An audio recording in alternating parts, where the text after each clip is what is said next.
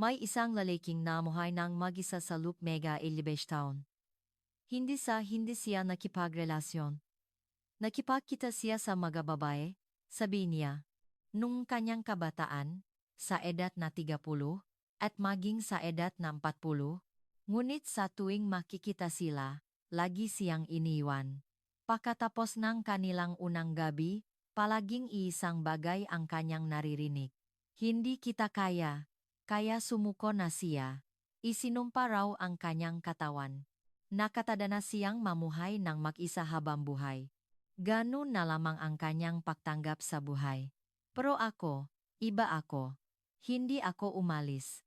Sa halip, sinabi ko pa nga, bakit kanila iniwan lahat? Gustong-gusto ko nga ito. Nang marinig iyon ng lalaki, umiyak siya. Sa unang pagkakataon sa loob ng 55 taon, may isang taong tumanggap sa kanya. Umiyak din ako. Dahil sa unang pagkakataon sa 52 taon kong pamumuhay, nalaman kong hindi ako isang babaeng kulang. Nagsimula ang kwentong ito isang buwan na ang nakalipas, sa araw na lumipat ako sa apartment na iyon. Nagsisimula pa lamang ang tagulan. Isang araw ng Nobyembre, habang nagsisimulang lumamig ang hangin, nakatayo ako sa harap ng isang maliit na gusali ng apartment. Sa aking makamay, 2 kahon ng gagamit. Sa aking balikat, isang luma at gasgas na bag. Iyon lang ang dala ko sa buhay. Sa edad na 52, isang taon na akong hiwalay sa asawa. Ang anak kong lalaki ay nagtatrabaho sa Maynila, at ako'y mag-isa.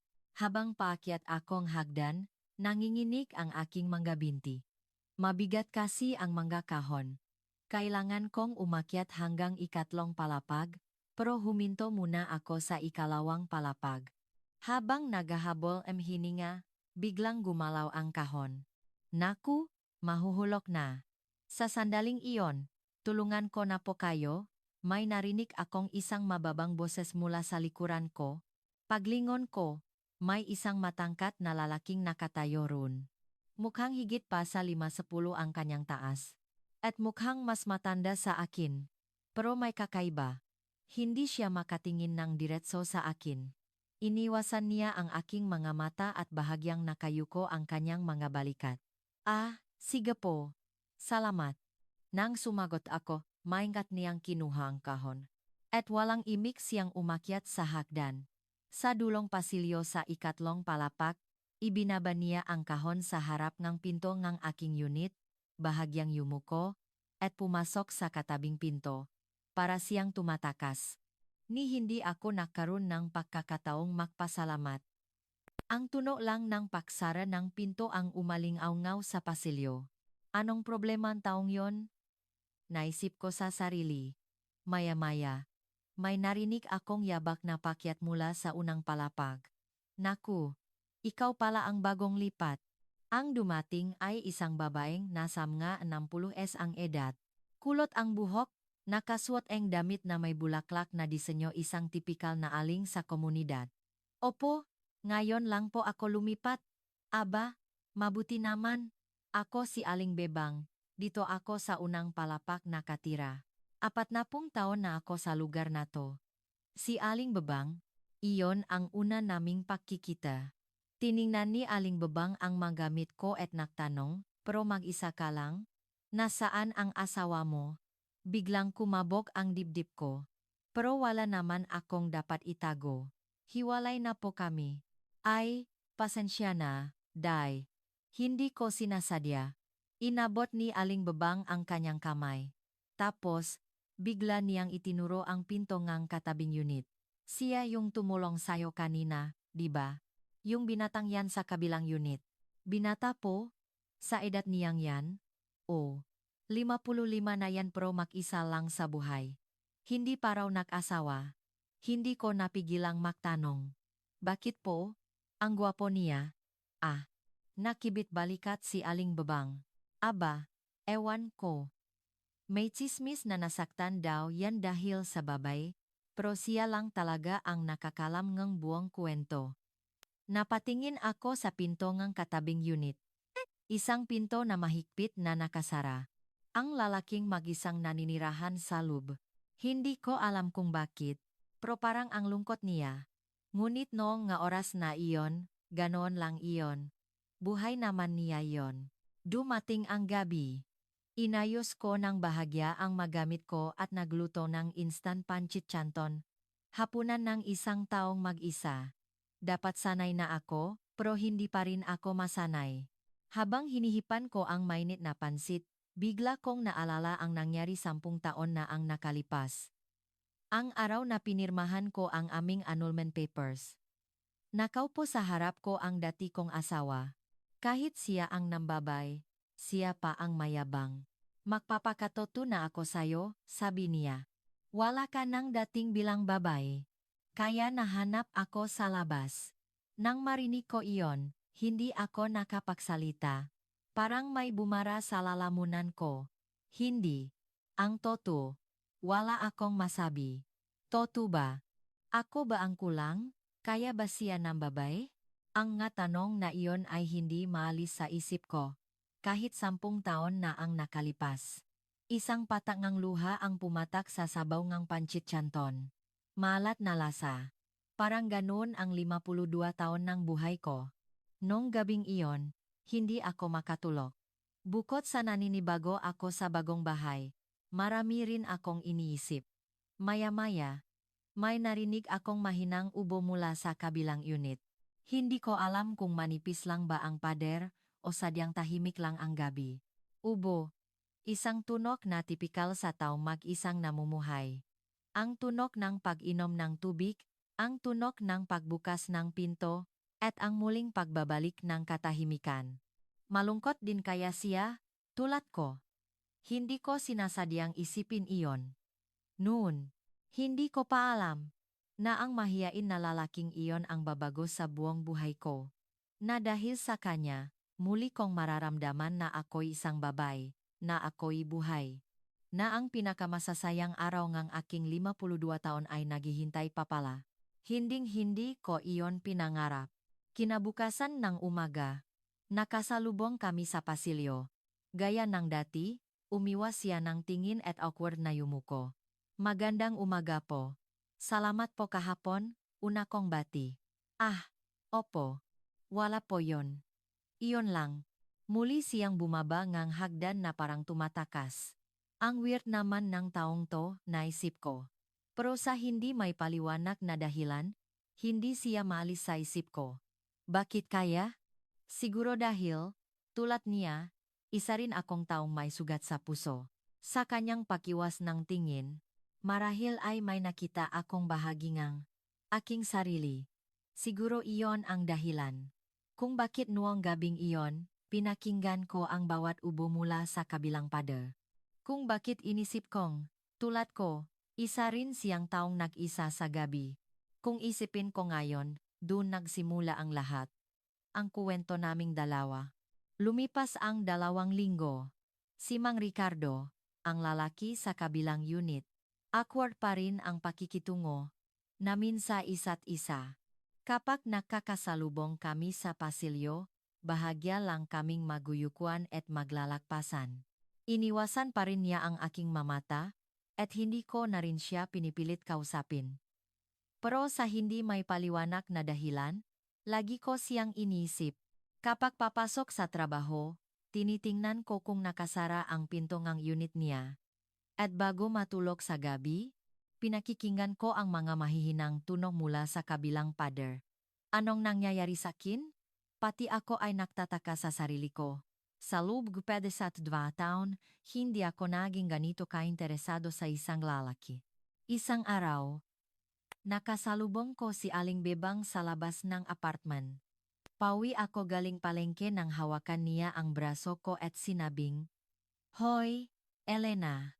Po, Aling Bebang, tungkol doon sa binata sa kabilang unit. Biglang kumabog ang dibdib ko. Hindi ko alam kung bakit.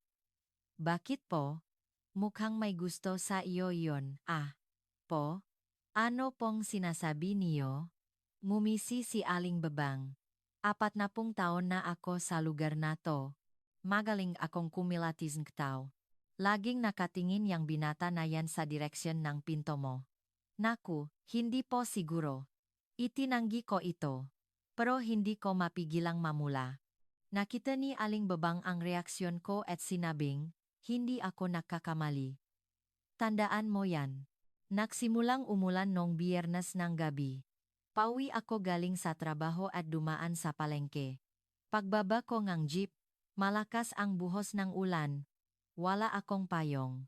Dala-dala ang 2 plastic bag, tumakbo ako, pero nadulas ako sa hagdanan sa harap ng apartment. Aray! Nabitawan ko ang plastic bag, gumulong ang kamatis, at nadurok ang tokwa sa sahig. Habang nakaupo at basang-basang ulan, pinupulot ko ang magamit ko nang biglang tumigil ang buhos ng ulan sa ibabaw ng ulo ko. Pagtingala ko, nakatayo si Mang Richardo, may hawak na payong. Okay lang po kayo? Hindi pa rin siya makatingin ng diretso, pero nakaturo sa akin ang payong. Siya mismo ay nababasa nga ulan. Ah, opo, salamat. Tahimik niyang pinulot ang manggagamit ko. Nakita niya ang durok na tokwa at sinabing, kailangan na pong itapon yang tokwa. Oo nga po. Gagawa pa naman sana akong sinigang. Nang mapangiti ako ng mapait, nakalinlangan siya sandali bago nagsalita. May tokwa po ako. Gusto niyo? Naku, wag na po. Nakakahiya. Okay lang po. Marami naman yon para sa isang tao lang. Mahina pa rin ang kanyang boses, pero ramdam ko ang sinseridad. Sa huli, tinanggap ko ang tokwa niya. At hindi ko namalayang lumabas sa bibig ko ang nga salitang ito. Naghapunan na po kayo? Hindi pa po. Kung ganun, gusto niyo po bang sumabay? Bilang pasasalamat sa tokwa, at ayoko rin pong kumain mag-isa. Natigilan siya. Kitang-kita ko ang pag-aatubili sa kanyang mga mata.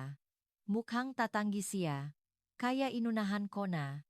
Huwag po kayong mag-alala. Isang simpleng hapunan lang naman po. Nag-isip siya ng matagal bago tumango. Sige po, salamat. Maliit lang ang unit ko, pero mainit ang pakiramdam. Nakluto akong sinigang naksaing, at naklabas na 2 boteng beer. Habang kumakain kami, awkward sa simula. Halos wala kaming imikan. Masarap po, mahina niyang sabi. Mabuti naman po. Hindi po kasi ako gaanong magaling magluto. Hindi po. Masarap po talaga. Matagal na po akong hindi nakakakain ng pagkaing inihanda ng iba. Sa mga salitang iyon, nakaramdam ako ngang awa. Isang taong namuhay ng mag-isa. Malamang, hindi lang pagkain na inihandang iba, kundi maging ang pagkain na may kasama ay bihira para sa kanya. Sinalinan ko siyang beer. Inom po kayo. Salamat po. Nang uminom na kami, unti-unti siyang nagsimulang makwento. Kung saan siya lumaki, kung ano ang naging trabaho niya, at kung bakit siya napatpat sa apartment na ito. Mga simpleng kwento lang, pero masarap pakinggan. Nalaman kong mas maini pala ang boss niya kaysa sa inaakala ko. Halos mobos na naman ang gisang bote ng beer nang magtanong ako. Mang Ricardo, bakit po kayo namumuhay ng mag-isa? Ibinaba niya ang basong hawak niya. Matagal siyang hindi nagsalita. Kung hindi po kayo comfortable, okay lang po na huwag sagutin. Umiling siya. Hindi po. Hindi ko lang alam kung saan magsisimula, at dahan-dahan siyang nagsalita. Hindi naman po sa hindi ako nakipagrelasyon. Po? Nakipagkita po ako sa mga babae. Noong 20 ako, 30 at kahit 40 sa. Nanginginig ang kanyang boses. Pero lagi po silang umaalis. Pagkatapos ang unang gabi namin, palagi nilang sinasabi ang isang bagay. Pinigilan ko ang aking hininga at nakinig. Masyadong malaki, hindi ko kaya. Sa isang iglap, parang huminto ang mundo ko. Agad kong naintindihan ang ibig niyang sabihin. At kung bakit namuhay siyang mag-isa sa loob ng 55 taon. Kaya sumuko na po ako. Isinumpa yata ang katawan ko. Nakatada na akong mamatay ng mag-isa. Ganon na po ang inisip ko. Yumuko siya. Tila lumiit ang kanyang mga balikat. Hindi ako nakapagsalita ng matagal. Maya-maya, naalala ko ang sinabi ngang dati kong asawa. Wala ka ng dating bilang babae. Dahil sa mga salitang iyon, namuhay akong 10 taon bilang isang babaeng kulang. Pareho pala kami, naisip ko. Hindi naman nila kasalanan, pero sinisisi nila ang kanilang sarili. Hindi ko na malayang bumukas ang bibig ko. Malalaman natin kung susubukan. Itinaas niya ang kanyang ulo. Nanlaki ang kanyang mamata. Po, ako ang magpapasya. Kung kaya ko o hindi. Miss Elena, ano pong? Huwag kang tumakas, sabi ko. Pati ako ay nagulat. Hindi ko akalaing lalabas sa bibig ko ang ganoong katapang na salita. Pero sa hindi may paliwanag na dahilan wala akong pinagsisihan. Ayokong paalisin ang taong ito. Sinubukan niyang tumayo. Aalis na po ako. Sa sandaling iyon, hinawakan ko ang kanyang kamay. Sandali lang po. Nanginginig ang kanyang kamay. Nanginginig ka. Mahina niyang sabi. Baka iwan mo rin ako. Ang masalitang iyon ay tumusok sa puso ko. Tumayo ako mula sa aking upuan at lumapit sa kanya. At niyakap ko siya. Ramdam ko ang tibok ng kanyang puso. Mabilis ito. Huwag kang tumakas, bulong ko. Matagal na rin akong malungkot. Maingat niya akong niyakap pabalik. Ang init. Sa edad kong ito, ganito pala ang pakiramdam na may yumayakap sayo. Noong gabing iyon, kami ay nagsama. Sa totoo lang, nagulat ako. Hindi ko maintindihan kung bakit namuhay siyang mag-isa. Para sa kanyang edad, malakas siya at tila walang katapusan. Pero hindi ako umalas. Sa halip, naisip ko, bakit niya inisip na sumpa ito? Lumalim ang gabi at tanging tunog ng ulan ang naririnig sa bintana. Isang pakiramdam na ngayon ko lang naramdaman. Isang bagay na hindi ko naramdaman sa 10 taon ng pagsasama namin ng dati kong asawa. Ang pakiramdam na ako, bilang isang babae, ay sapat. Nung gabing iyon, nalaman ko. Mali ang dati kong asawa. Hindi ako ang kulang. Wala lang akong nakitang tamang tao para sa akin. At ang lalaking ito, iba siya. Bagay kami. Sobrang bagay.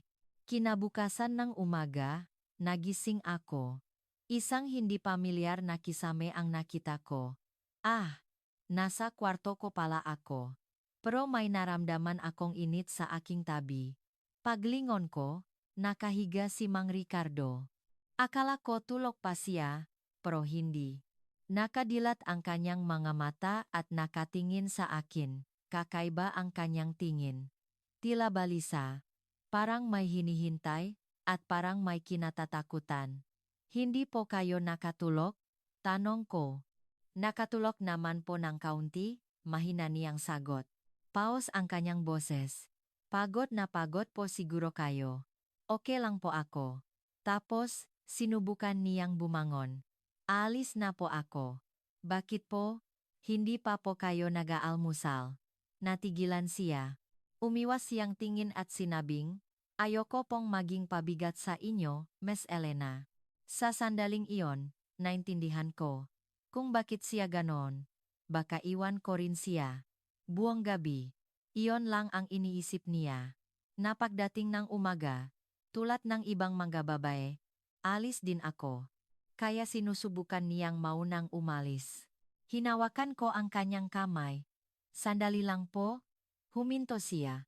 Sinabi niyo po kagabi na lahat ng babaeng nakilala niyo, iniwan kayo. Nanigas ang kanyang nga balikat. Bakit po sila umalis? Yumuko siya. Hindi siya makasagot. Tumingala ako sa kanyang muka at sinabing, gustong-gusto ko nga. Itinaas niya ang kanyang ulo. Nanlaki ang kanyang mamata. Ano po? Gustong-gusto ko. Bakit sila umalis? Iyon ang kong nararamdaman. Sa totoo lang, nagulat ako kagabi. Noong una, naintindihan ko kung bakit niya sinabing isinumpa ang kanyang katawan. Pero nang kami na ang makasama, iba pala. Hindi mahirap. Masarap pa nga. Ang dati kong asawa, laging mabilis matapos. 5 minuto, pinakamatagal na ang 10. Akala ko, iyon ang normal.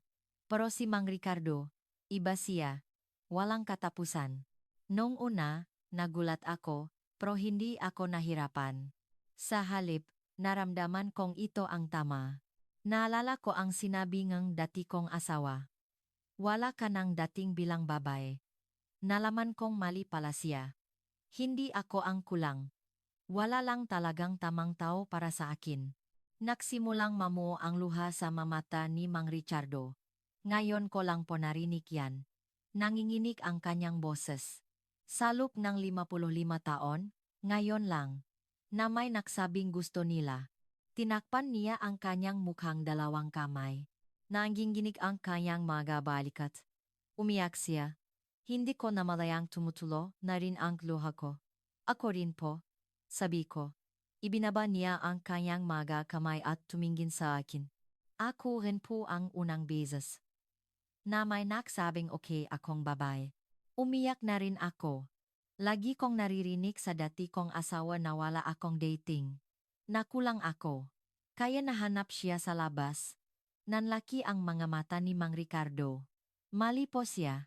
Sabi niya. Hindi po kayo kulang, Miss Elena. Hinding-hindi. Sa mga salitang iyon, lalo akong naiyak. Niyakap ko siya. Niyakap niya rin ako. Pareho kaming umiyak. Isang umaga ng pag-amin sa mga sugat ng isa't isa. Nagtagal ang aming pagyayakapan. Hindi po talaga kayo alis? Mahina niyang tanong. Bakit ako alis? Sobrang bagay nga tayo. Hinalikan ko siya ng bahagya. At matagal kaming nakayakapan. Sumisikat na ang araw sa loob ng kwarto. Ang init. Tanghali. Nakasalubong ko si Aling Bebang sa labas ng apartment. Si Mang Ricardo ay sandaling bumalik sa kanyang unit, at ako naman ay galing sa convenience store. Uy, Elena. Nanlaki ang mga mata ni Aling Bebang nang makita ako. Bakit parang ang ganda-ganda mo ngayon? Po? Talaga po? Oh, may iba sayo. May nangyari ba? Kumabog ang dibdib ko. Baka mahalata niya. Kinakabahan ako. Maganda lang po siguro ang panahon. Maganda ang panahon? Tumingin si Aling Bebang sa liko. Biglang uminit ang mukha ko. Ay, nga pala. Kanina, nakita ko sa salamin na may marka sa liko. Ano yan sa leg mo? Kinagat kang lamok? Po? Opo. Saan ka nakakita ng lamok sa ganitong panahon? Ngumisi si Aling Bebang. Mukhang may bibig yang lamok na yan. Namula ang mukha ko hanggang sa tenga. Aling Bebang naman. Sige na. Sige na. Mabuti yan. Tinapik ni Aling Bebang ang balikat ko. Nakasulat na sa mukha mo. Huwag mo nang itago. Yumuko ako. Nahihiya akong tumingin sa kanya. Malambing na sinabi ni Aling Bebang, magaling. Ngumiti ka na. Buhay mo yan. Dumating ang gabi. Dumating si Mang Ricardo sa unit ko. Sabi niya, sabay kaming maghapunan. Nagluto akong simpleng sinangag at itlog. Makaharap kaming kumain. Masarap, sabi niya.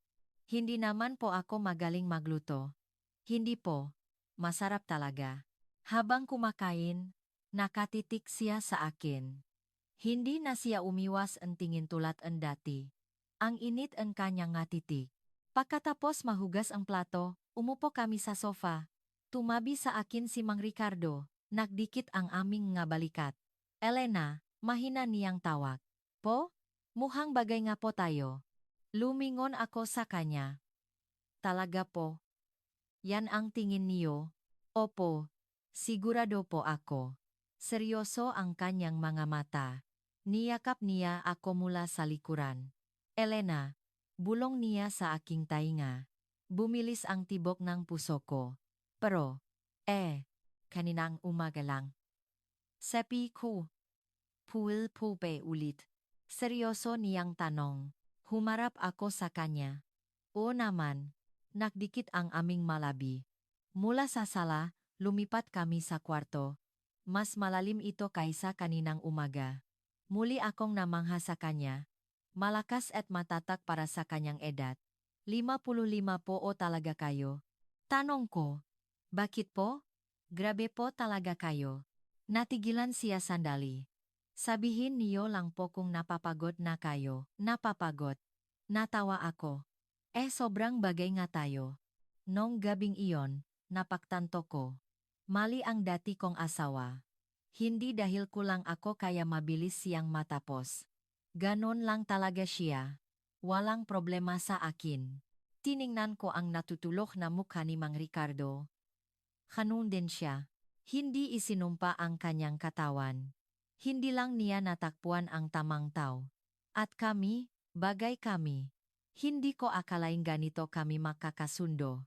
Sa loob ng 52 taon, ito ang unang pagkakataon na naramdaman kong sapat ako bilang isang babae. Na naramdaman kong perpekto ang pagkakatugma namin. Sa labas ng bintana, maliwanag ang buwan. Hindi ko akalaing mararamdaman ko pa ito sa edad kong ito, naisip ko, panaginip ba ito? Hindi ito panaginip. Ramdam ko ang init ng katawan ni Mang Ricardo sa tabi ko. Ang init. Masaya ako.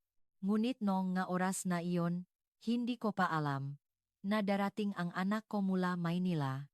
At dahil sa kanya, mag-aalinlangan si Mang Ricardo. Ang kaligayahan ay hindi nagtagal. O mas tamang sabihin, dumaan ito sa isang pagsubok.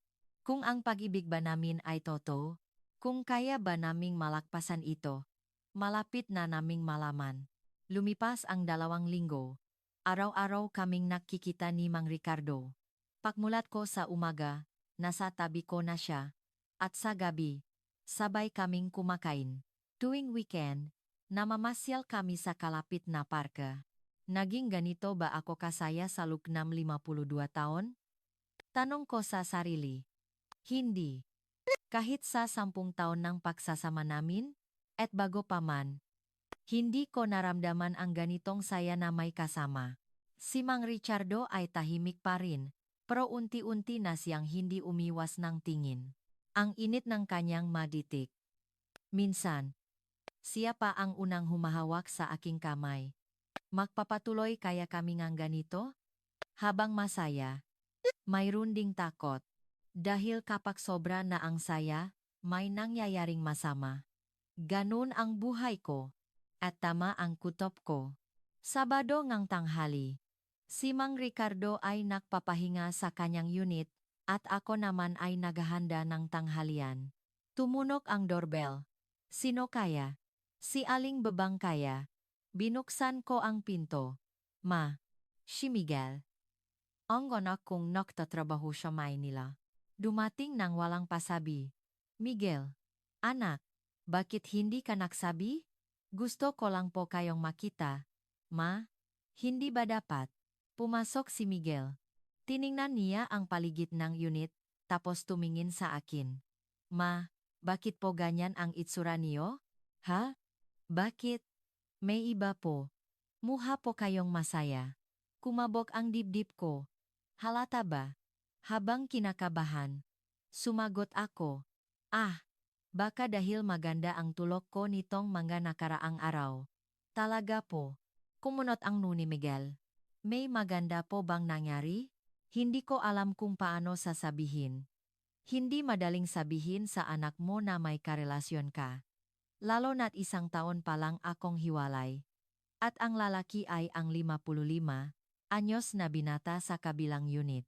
Pero hindi ko rin ito maitatago.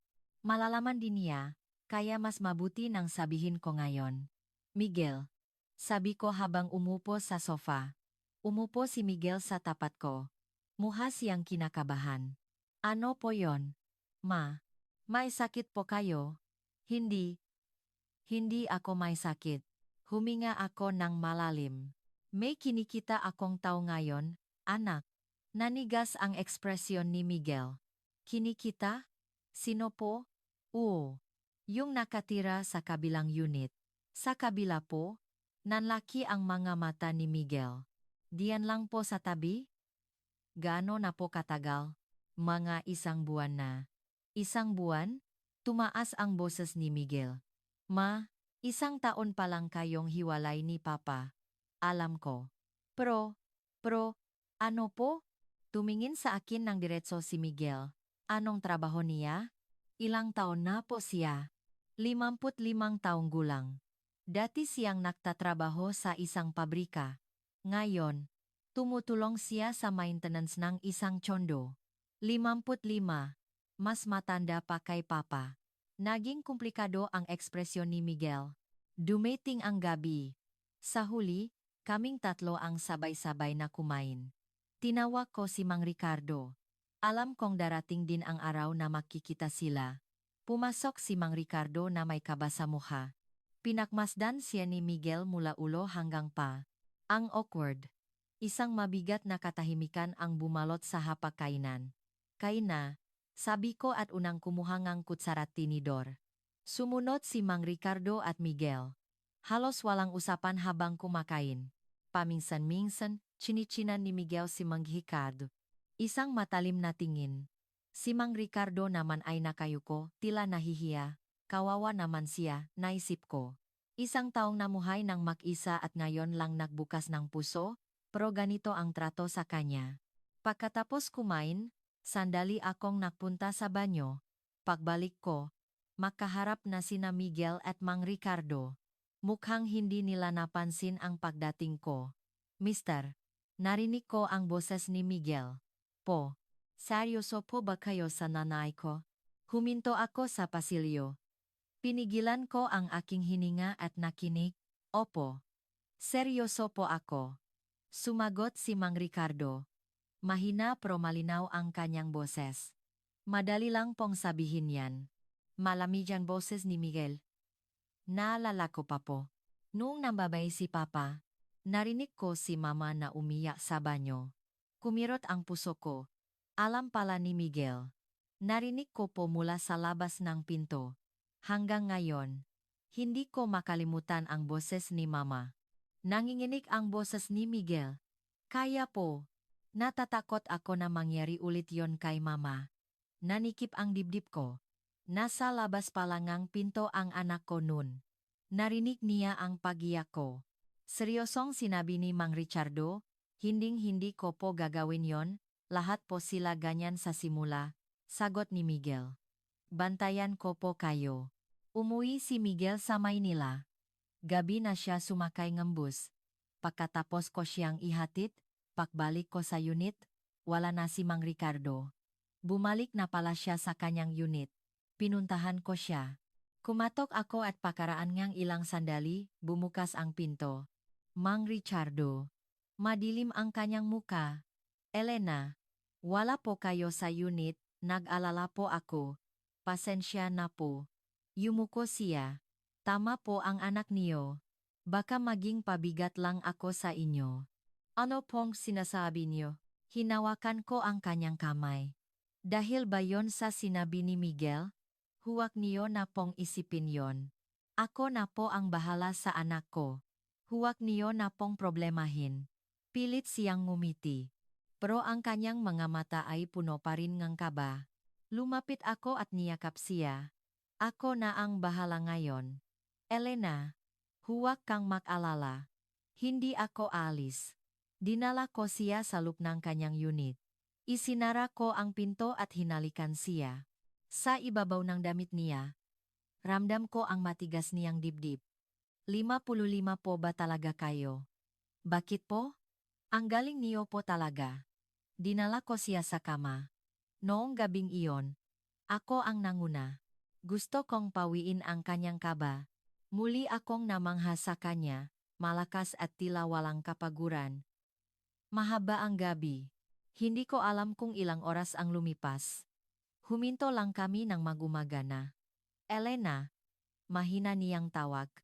Po, hindi po talaga kayo alis. Di ba? Ano ka ba?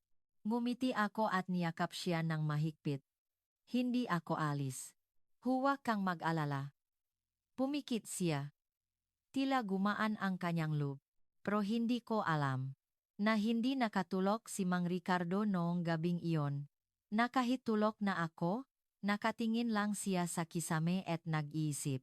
Tama si Miguel. Paano kung maging pabigat lang ako kay Elena? Ang kanyang kaba ay hindi nawala. Sa halip, lalo pa itong lumaki. Mula kinabukasan, naging madalang na ang pagtawag at pagtext ni Mang Richardo. Huli na nang mapansin kong may mali. Martes, tinext ko si Mang Ricardo. Bandang tanghali. Sabay po tayong maghapunan mamaya? Matagal bago siya nag-reply. 1 oras ang lumipas. Pagod po kasi ako ngayon. Pasensya na po. Kakaiba. Ni minsan ay hindi pa siya tumanggi. Kahit pagod siya, pumupunta siya para makasama kami. May problema kaya? Nag-alala ako, pero binalewala ko na lang. Baka pagod lang talaga. Miyerkules. Nakasalubong kami sa pasilyo, palabas akong pinto para pumasok sa trabaho nang bumukas din ang pinto niya. Mang Ricardo, masaya kong bati. Pero umiwas siya ngang tingin. Tulad ng dati. Tulad noong una kaming makakilala. Ah, opo. Magandang umaga. Awkward siyang yumuko at bumaba ngang hagdan. Para siyang tumatakas. Ano yon? Nanlamig ang buong katawan ko. Tiyak na may mali. Gabi. Tinext ko siya ulit. Okay na po ba kayo? Kain na po tayo. Medyo hindi pa po okay. Pasensya na po ulit. Muli. Tumanggi siya. Huwebes. Hindi ko na kaya. Pumunta ako sa unit ni Aling Bebang. Aling Bebang. Pagbukas niya ng pinto at makita ang mukha ko, nanigas ang kanyang ekspresyon. Bakit? Anong nangyari? Bakit ganyan ang itsura mo? Pwede po bang pumasok? Oo naman, pasok. Umupo ako sa sofa sa bahay ni Aling Bebang. Kumuha siya ng isang basong tubig para sa akin. Anong problema? Sabihin mo, si Mang Ricardo po. Kakaiba po siya nitong mga nakaraang araw. Kakaiba? Paano? Iniwasan niya po yata ako. Hindi na po nagre-reply at kapag nakakasalubong kami, hindi man lang makatingin. Tumango si Aling Bebang. May nagawa po ba akong mali? Malapit na akong mayak. Hinawakan ni Aling Bebang ang kamay ko. Anong mali? Kapag umiwas ang lalaki, 2 lang ang dahilan. 2 dahilan po? Nambabae o natatakot? Itinaas ko ang aking ulo. Nambabae po? Ngumisi si Aling Bebang. Saan naman maghahanap ng babae yang si Ricardo? 10 taon na yang mag-isa. Natatakot yon. Natatakot po saan? Natatakot na nahulog na siya sa iyo. Seryosong sinabi ni Aling Bebang. Ganyan ang malalaki. Kapag gusto na nila, tumatakbo sila palayo. Kasi hindi nila kaya. Ano pong gagawin ko? Habulin mo. Kunin mo. Hinikpitan ni Aling Bebang ang hawa sa kamay ko. Kapag hinayaan mong tumakas yan, tuluyan ng tatakas yan. Kailangan mo siyang habulin. Biyernes ng gabi. Sinunod ko ang sinabi ni Aling Bebang. Kumatok ako sa pinto ni Mang Richardo. Matagal bago ito bumukas. Nakatayo siya roon. Tila pumayat. Elena. Iniwasan pa rin niya ang aking mga mata. Mang Ricardo, kailangan po nating mag-usap. Sa totoo lang po. Nagsimula siyang magsalita. Magiwalay na po tayo. Parang huminto ang tibok ng puso ko. Hindi ako makapaniwala sa narinig ko. Ano po? Maghiwalay na po tayo. Yumuko siya. Bakit po? May nagawa po ba akong mali? Wala po, wala pong kasalanan si Elena. Nanginginig ang kanyang boses. Kung ganun, bakit po? Pabigat lang po ako sa inyo. Sa masalitang iyon, gusto ko ng mayak. Anong pabigat? Ano pong sinasabi niyo? Tama po ang anak niyo, dahan-dahan niyang sinabi. Nung 20 po ako, may una akong seryosong karelasyon. Si Euni. 3 buwan po kami. Nag-holding hands, nanood ng zina, at unang beses kong nagsabi ng mahal kita. Tumingin siya sa malayo. At pagkatapos ang unang gabi namin, kinaumagahan, nakimpake na siya. Bakit daw po? Masyado daw malaki, hindi niya kaya. Sorry daw. Sumakit ang puso ko. Mula nun, hindi na po siya nagparamdam. Mapait siyang ngumiti. Nung 40 po ako, ganun din. May nakilala akong si Susan. Isang taon kami. Akala ko, okay na. Dahan-dahan naman ang ginawa ko. Tapos po, pareho lang po ang resulta. Kuya, maghahanap na lang ako nga iba. Hindi tayo bagay. Nahihirapan ako. Yumuko siya. Noon po ako nagdesisyon. Hindi na ako makikipagrelasyon. Isinumpa ang katawan ko. Hindi ako makapagsalita. Tulad nege sinabi nege anak niyo, baka mahirapan lang po kayo dahil sa akin. Tumingin siya sa akin. Namumula ang kanyang mga mata. Kaya po, tama na. Ayokong maging pabigat sa inyo. Bumuhos ang luha ko. Kaya tatakas ka na lang. Hindi mo man lang ako tinanong. Tumaas ang boses ko. Tinanong mo ba ako kung nahihirapan ako? Sinabi ko bang gusto kong umalis? Hindi siya nakasagot. Hindi ako nahihirapan. Hindi ako nahihirapan kahit kaunti. Bakit ka mag-isang nagdedesisyon? Bakit hindi mo ako tinanong bago mo tapusin ang lahat? Hindi siya makasagot. Mang Ricardo. Hinawakan ko ang kanyang mukha. Hindi ako alis. Ayokong umalis. Kailangan din kita. Inalis niya ang kamay ko. Pasensya na po. At isinara niya ang pinto. Naiwan ako, sa pasilyo. Sa harap ng saradong pinto, hindi tumigil ang luha ko. Nang hina ang aking nga binti. Napaupo ako. Bakit ganito? Bakit nakaganito? Pakiramdam ko. Iniwan na naman ako. Tulad ngang dati kong asawa. Isang pakiramdam na wala akong halaga. Hindi ko alam kung gaano katagal akong umiyak. 2:00 ng madaling araw. Hindi ako makatulog. Pagod sa kayak, nakaupo lang ako sa sofa. Namamaga ang mga mata ko. Biglang may tumunok na doorbell. Sino kaya to sa ganitong oras? Binuksan ko ang pinto. Nakatayo si Mang Richardo. Namamaga rin ang kanyang mga mata. Tulad ko. Elena. Basak ang kanyang boses. Sorry. Tanga ako. Hindi ako nakapagsalita. Mas natakot akong iwan ka, sabi niya. Mas natakot akong mabuhay nang wala ka. Ngayon ko lang nalaman. Muling bumuhos ang luha ko. Niyakap ko siya. Tanga. Tanga ka talaga. Niyakap niya rin ako. Pareho kaming umiyak. Elena, hindi ko yata kayang mabuhay nang wala ka. Ako rin po, sabi ko. Kaya huwag ka nang tumakas. Pakiusap. Noong gabing iyon, kami ay nagsama. Isang halik na may kasamang luha. Punong pananabik. Ngayon, hindi kita pakakawalan, sabi ko. Dinala ko siya sa kama. Iba ngayon. Pareho kaming sabik. Tulad ng 2 taong muntik nang makawalaan at muling nakita. Ramdam ko ang bigat at tigas, pero hindi ko ito iniwasan. Sa halip, lalo pa akong lumapit. Ang galing niyo po talaga, sabi ko. Sabihin mo lang kung nahihirapan ka na. Nag-aalala niyang tanong. Nahihirapan? Sobrang bagay nga tayo. Naging isa kami. Hindi ko alam kung ilang oras ang lumipas. 55 na ba talaga kayo? Dahil sayo, Elena.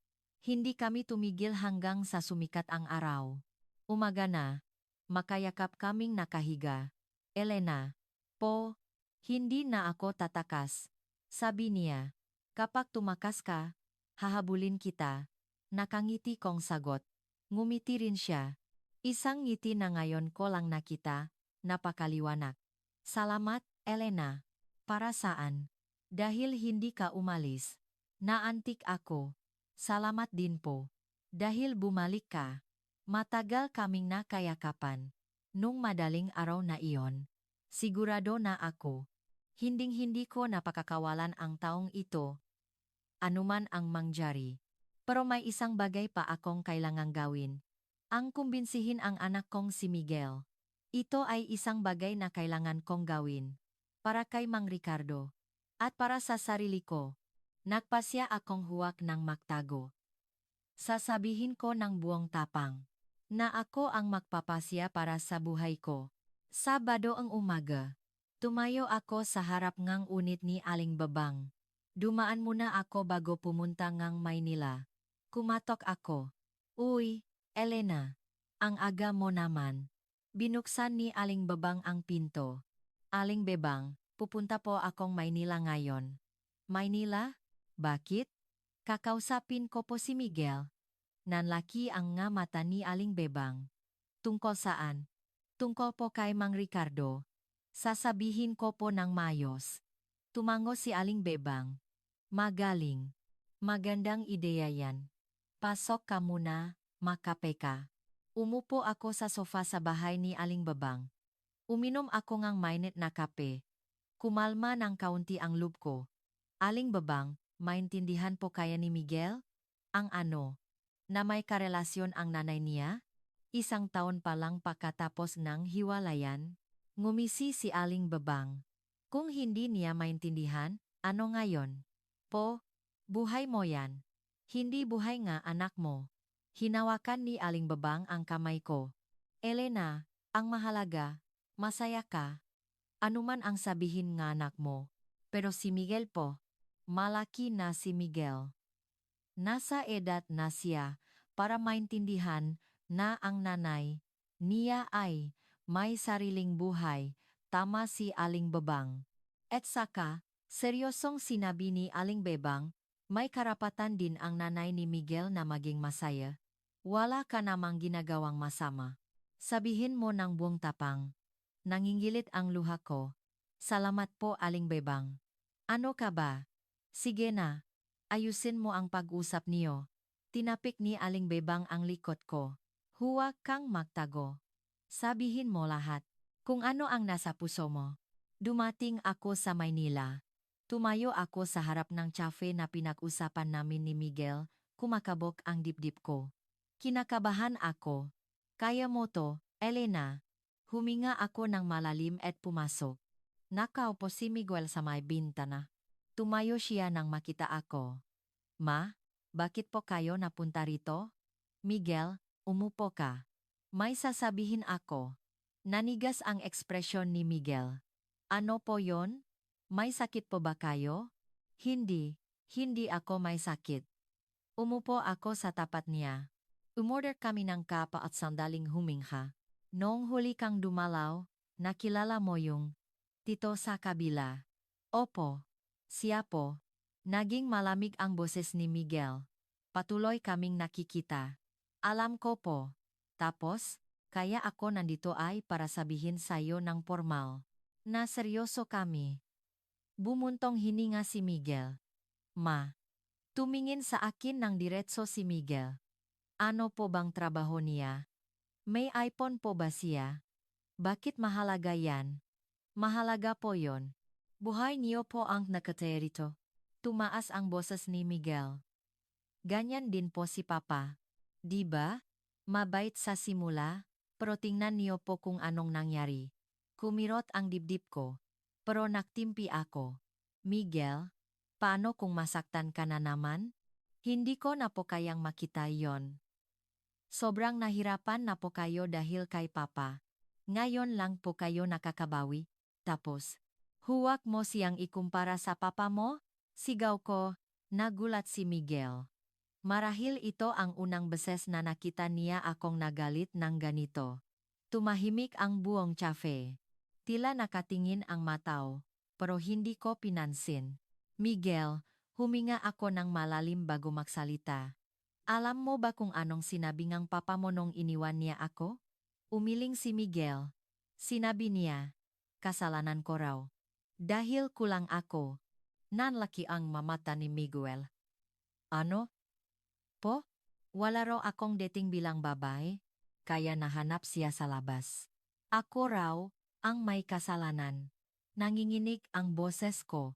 Ma, 10 taon kong pinaniwalaan yon, na kulang akong babae.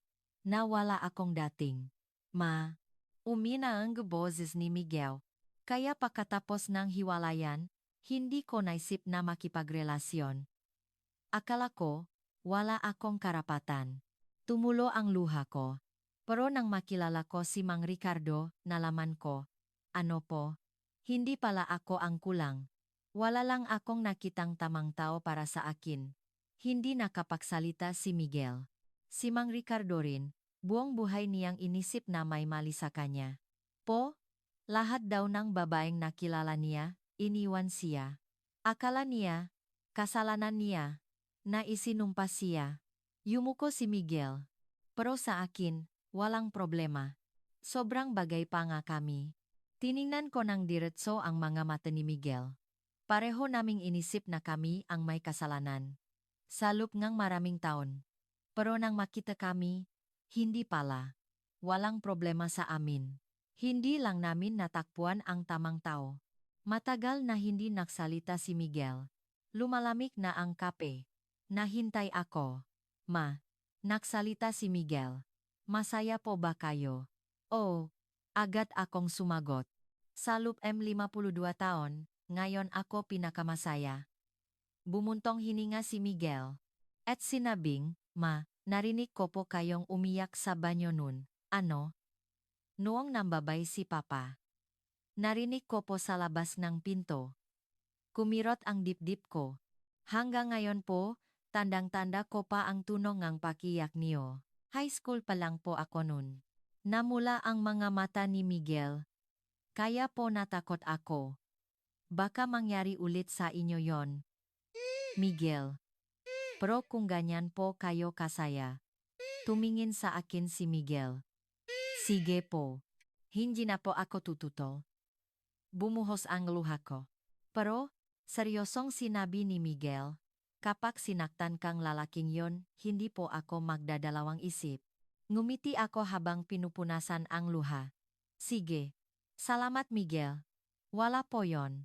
Ngumiti rin si Miguel habang namumula ang mamata. Gabi na nang makauwi ako. Bago ko pa man mabuksan ang pinto, bumukas na ang pinto sa kabila. Naghihintay si Mang Ricardo. Kumusta? Balisa niyang tanong. Ngumiti ako ng malapat. Pumayak na siya. Gumuhit ang ginhawa sa mukha ni Mang Ricardo. Talaga po? Opo. Hindi na raw siya tututol. Huminga siya ng malalim. Salamat sa Diyos. Salamat. Lumapit ako at niyakap siya. Ricardo. Po. Hindi.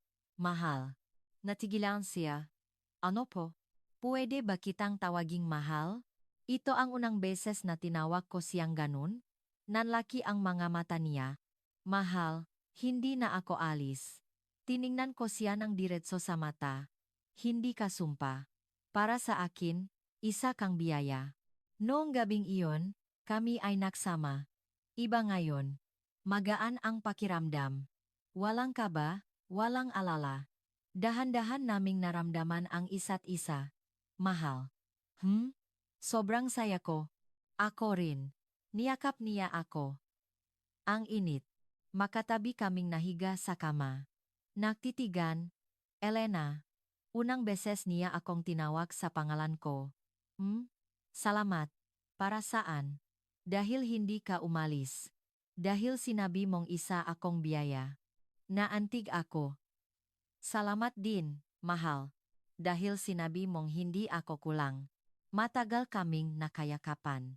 Noong gabing iyon, sabi ni Ricardo, sa buong buhay niya, ngayon lang niya naramdaman na isa siyang biyaya. Ganon din ako. Isang babaeng hindi kulang, isang babaeng tamang-tama para sa isang tao. Iyon ako. Hindi ko pinangarap na mararamdaman ko pa ang ganitong kaligayahan sa edad kong ito. At lumipas ang 10 taon. Sabay kaming tumanda ni Ricardo. Noong una kaming makita, 52 ako, ngayon 62 na. Siya naman, 55 nun, ngayon 65 na.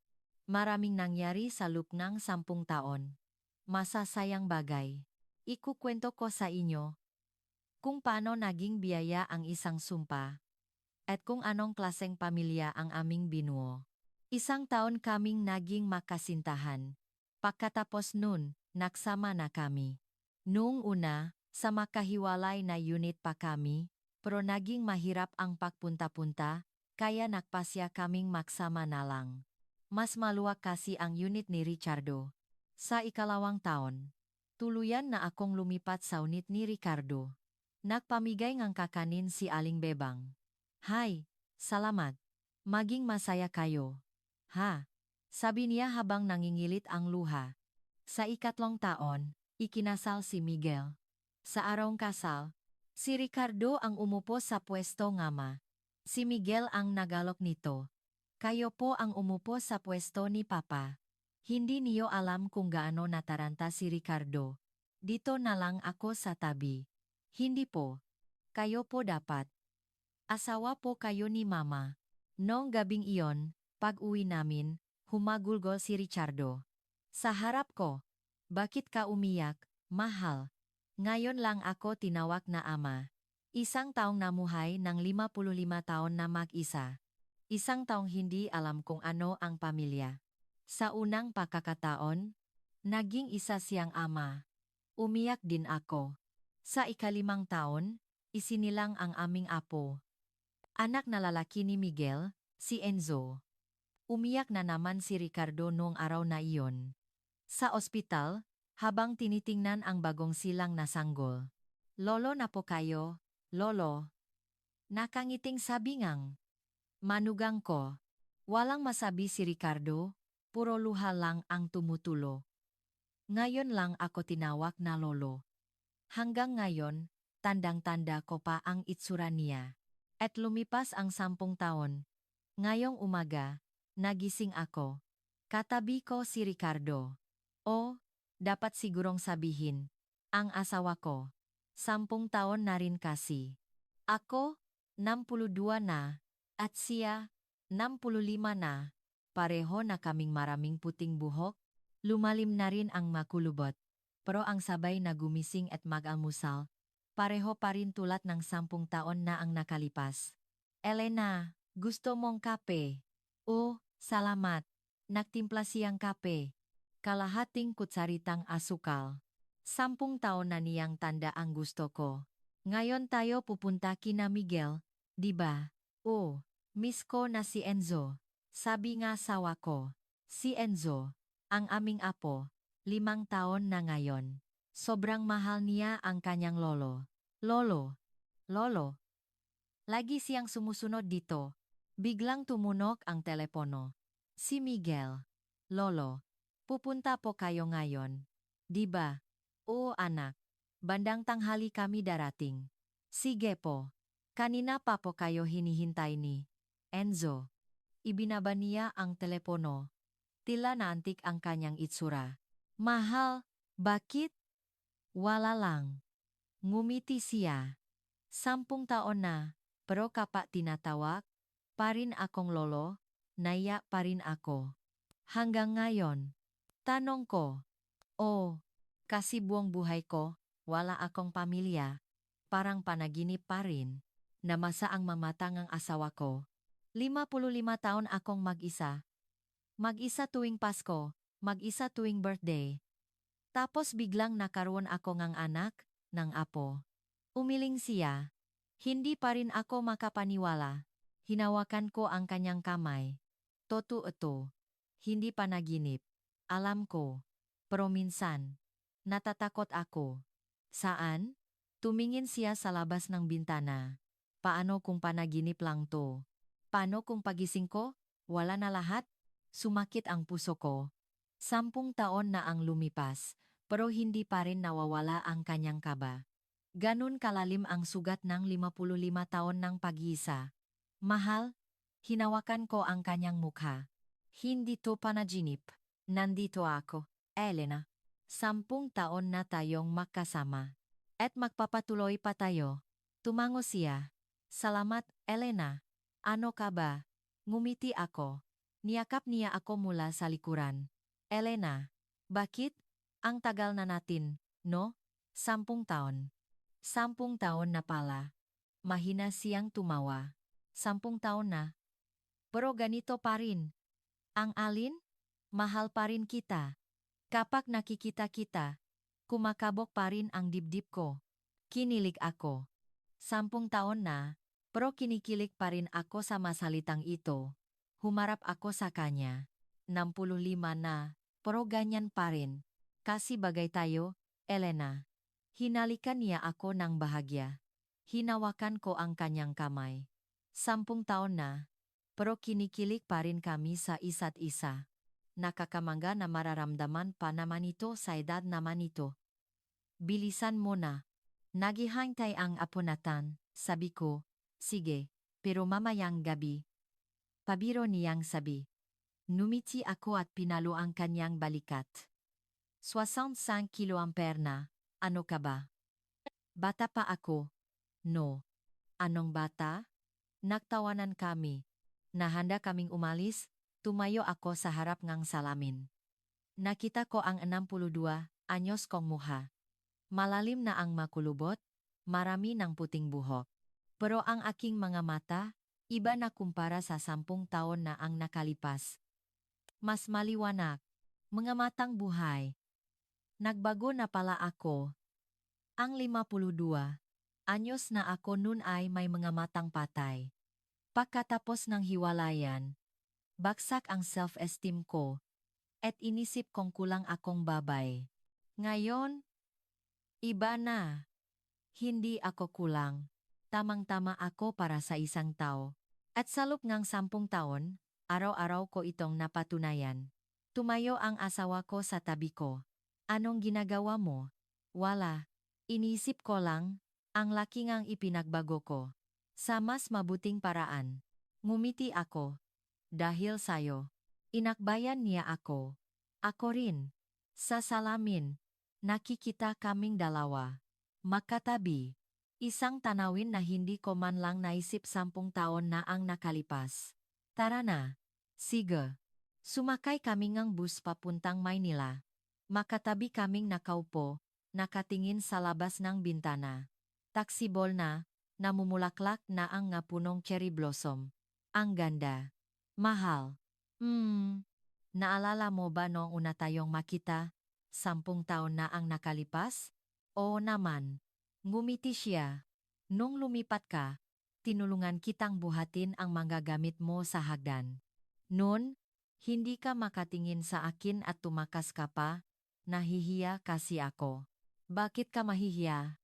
May magandang babae na lumipat sa tabi ko, siyempre kinabahan ako. Ngumisi ako. Gusto mo na ako nun? Aminin. Tumango siya. Oo, pero hindi ako makalapit. 55 taon akong mag-isa, hindi ko alam kung paano kausapin ang isang babae. Ganun pala. Kung hindi mo ako inaya kumain, malamang hanggang ngayon. Mag-isa pa rin akong namamatay sa unit na yon. Naantik ako. Buti na lang. Inaya kita. Oo, buti na lang talaga. Hinawakan niya ang kamay ko. Salamat, Elena. Dahil hindi ka tumakas nun. Salamat din, mahal. Makahawak kamay kami hanggang makarating sa Maynila. Sa bintana ng bus, dumadaan ang cherry blossom. Naalala ko ang maulang araw na iyon, 10 taon na ang nakalipas, noong una kaming nakahawak kamay. Noon, hindi ko alam na ganito kami magtatagal. Ganon lumipas ang 10 taon, ang inakala kong sumpa ay naging biyaya. Hindi nagtagal. O baka naman, sa simula pa lang, hindi na ito sumpa. Hindi lang namin natakpuan ang tamang tao. Mula sa simula, kami na ang para sa isa't isa. Ngayon, 10 taon na ang lumipas, sigurado na ako. Pumasok kami sa bahay ni Miguel. Masayang sumalubong sa amin ang manugang ko. Nay, tay, tuloy po kayo. Salamat, anak. Niyakap ko siya. Mabait siyang bata. Nakahanap ng mabuting asawa si Miguel. Nasa sala si Miguel. Tumayo siya nang makita kami. Tay, nay, dumating na po pala kayo. Oo, dahil kay Enzo, napaga kami. Nakangiting sabi nga asawa ko. Humalahak si Enzo. Lolo, baba mo na ko. Papakita ko yung laruan ko. Sige, sige.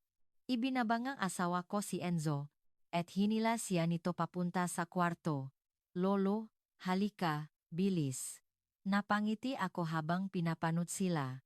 Mahal na mahal po talaga ni Enzo si Itay, sabi ngang manugang ko. O nga, Naging lolos boy na. Ngumiti rin si Miguel. Kumain kami ngang tanghalian. Isang masaganang hapa na inihanda ngang manugang ko. May bulgogi, japchae, at seaweed soup. Mga paborito ko. Ang sarap. Salamat, anak. Wala po yon, nay. Masayang ngumiti ang manugang ko. Si Enzo ay nakadikit sa kanyang lolo. Habang kumakain, kinakausap niya ito. Lolo, nag-drawing ako sa school kahapon. Talaga? Anong dinawing mo? Si Lolo. Pati si Lola. Talaga? Pakita mo mamaya, ha? Opo. Masayang sagot ni Enzo. Pinanot ko sila. Puno ngang kaligayahan ang mukha nga asawa ko. Isang ekspresyon na hindi ko nakita 10 taon na ang nakalipas. Pagkatapos kumain, habang nakpapahinga, biglang nagtanong si Enzo. Lolo. Bakit hindi po ikaw ang papa ni Papa? Biglang tumahimik ang sala. Nagulat ang itsura ni Miguel at ng manugang ko. Natigilan din ang asawa ko. Hindi niya alam kung anong isasagot. Isang awkward na katahimikan ang bumalot. Isang inosenteng tanong mula sa isang 5 taong gulang na bata. Pero isang tanong na mahirap sagutin. Bago pa man makapagsalita ang asawa ko, naunahan na siya ni Miguel. Enzo. Po? Si Lolo, siya ang pinili ni Lola. Kumunot ang noni Enzo. Pinili po? Oh. Pinili siya ni Lola bilang pinakamabuting tao sa buong mundo. Kaya pamilya natin siya. Nanlaki ang mamata ni Enzo. Ah, si Lola po ang pumili. Tapos, tumingin siya sa akin. Ang galing pumili ni Lola. Ang bait-bait ni Lolo. Nagtawanan ang lahat. Nawala ang awkward na tension. Tumingin ako kay Miguel. Bahagya siyang ngumiti at tumango. Salamat, Miguel, bulong ko sa sarili. Namamasa ang mamata nga. Asawa ko. Gabi na. Nagsimula nang lumubog ang araw. Oras na para umuwi. Tay, nay, dito na po kayo mahapunan. Sabi ngang manugang ko, pero umiling ako. Hindi na. Anak, kailangan niyo ring magpahinga. Aalis na kami. Ganun po ba? Sayang naman. Nagatit si Miguel hanggang sa pinto. Swerte po kayo kay Itay. Mahina niyang sabi. Iba na po ang itsura niyo ngayon kumpara sa 10 taon na ang nakalipas. Naantik ako. Dati po kasi, parang patay ang mga mata niyo. Pero ngayon, buhay na buhay. Malapit na akong maiyak. Salamat, Miguel. Wala po yon. Kung masaya po kayo, masaya na rin po ako. Ngumiti si Miguel. Tay, alagaan niyo po si Mama. Ha? Naman, anak. Huwag kang mag-alala. Alagaan ko siya habang buhay. Umuwi kami. Lubog na ang araw.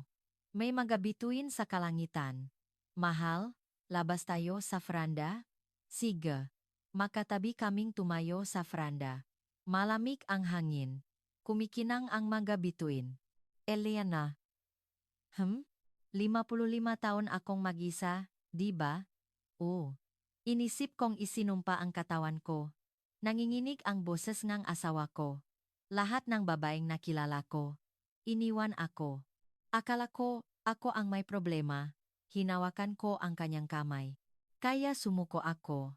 Sa pag-ibig, sa pag-asawa, sa pamilya. Nagpasa akong mamuhay ng mag-isa. Tumingin siya sa akin. Pero nang makilala kita, nalaman ko. Ang ano? Hindi pala ito sumpa. Namuo ang luha sa kanyang nga mata. Kaya pala nangyari yon. Kaya ako iniwan ng lahat ng babay. Para hintayin ka. Nanikip ang dibdib ko. Naging biyaya ito nang makilala kita, sabi niya. 55 taon kong inisip na isa itong sumpa, pero ngayon, isa na itong biyaya. Dahil sa'yo. Tumulo ang luha ko. Ako rin, mahal, sabi ko. Akala ko. Kulang akong babae. Dahil iyon ang sinabi ng dati kong asawa. 10 taon ko iyong pinaniwalaan, Elena. Pero nang makilala kita, nalaman ko. Hindi ako kulang. Wala lang akong nakitang tamang tao para sa akin. Hinikpitan ko ang hawak sa kanyang kamay. Mula sa simula, tayo na ang para sa isa't isa. Niyakap niya ako. Niyakap ko rin siya. Umihip ang hangin, pero hindi malamig. Dahil sa init ng yakap ng asawa ko. Hindi ko alam kung gaano kami katagal na nakatayo roon. Nakatingin sam nga bituin, makayakap. Elena. Salamat. Dahil nandito ka sa tabi ko. Salamat din, mahal. Dahil hindi ka tumakas. Ngumiti kami. Naalala ko ang maulang gabing iyon, 10 taon na ang nakalipas, noong una kaming naksama. Ganun din kami makayakap. Nun, may kaba. Baka iwan niya ako, baka muli akong masaktan. Ngayon, iba na. 10 taon kaming makasama. Nakaroon kami ng anak, ng apo. Naging pamilya kami. Wala nang kaba. Hindi siya alis. Hindi rin ako alis. Makasama kami hanggang sa huli. Nakatayo sa franda, nakatingin sa mga bituin. Makahawak kamay. Mahal. Mahal kita. Mahal din kita. Elena. Umihip ang hangin. Pero hindi malamig. Tulad ng maulang araw na iyon 10 taon na ang nakalipas, ngayon, makasama kami. At magpapatuloy kaming makasama. Iyon ang aming kwento. Iniisip mo ba ngayon na isinumpa ka? Pakiramdam mo ba ay kulang ka? Ganun din ako. 52 taon akong namuhay ng ganun. Ganun din ang asawa ko. Pero nakita kami. At nalaman namin. Hindi ito sumpa. Hindi kami kulang. Hindi lang namin natakpuan ang tamang tao. Nakilala ko ang asawa ko sa edad na 52. Huli na ba? Hindi. Tamang-tama ang panahon. Ang taong para sa'yo, baka ngayon, naghihintay din sa'yo sa isang lugar.